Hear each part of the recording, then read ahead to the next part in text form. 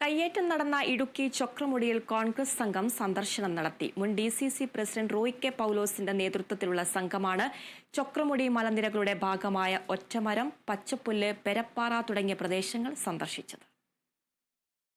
ചൊക്രമുടി മലനിരകളുടെ ഭാഗമായ ഒറ്റമരം, പച്ചപ്പുല്ല്, വീക്കാട്, പെരുപ്പാറ, കല്ലമ്പലം തുടങ്ങിയ വിവിധ പ്രദേശങ്ങളിൽ മുൻ DCC പ്രസിഡന്റ് റോയ് കെ പൗലോസിന്റെ നേതൃത്വത്തിലുള്ള കോൺഗ്രസ് നേതൃത്വം സന്ദർശനം നടത്തി. കോൺഗ്രസ് ബൈസൺ വാലി മണ്ഡലം കമ്മിറ്റിയുടെ നേതൃത്വത്തിലായിരുന്നു സന്ദർശനം. കുത്തകപ്പാട്ട ഭൂമിയുടെ മറവിൽ പ്രദേശത്ത് കയ്യേറ്റ ശ്രമം നടക്കുന്നുവെന്നും ഈ മേഖലകളിലുണ്ടായിട്ടുള്ള കയ്യേറ്റം സർക്കാർ അടിയന്തരമായി പരിശോധിക്കണമെന്ന് റോയ് കെ പൗലോസ് പറഞ്ഞു. നൂറുകണക്കിന് ഏക്കർ ഭൂമി, അതുപോലെ ഈ ഒറ്റമരം മുതൽ ഈ കയ്യേറ്റ സ്ഥലങ്ങളിലേക്കെല്ലാം ഉണ്ടാക്കിയിട്ടുള്ള റോഡെന്ന് പറഞ്ഞാൽ കിലോമീറ്ററുകൾ നീണ്ട റോഡുണ്ടാക്കിയിട്ടുണ്ട്.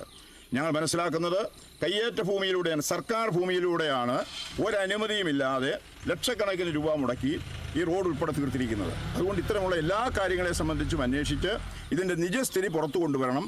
അതിൽ ആവശ്യമായിട്ടുള്ള സമ്മർദ്ദം ചെലുത്താനുള്ള എല്ലാ നടപടികളും കോൺഗ്രസ് പാർട്ടിയുടെ ഭാഗത്തുനിന്നുണ്ടാകും.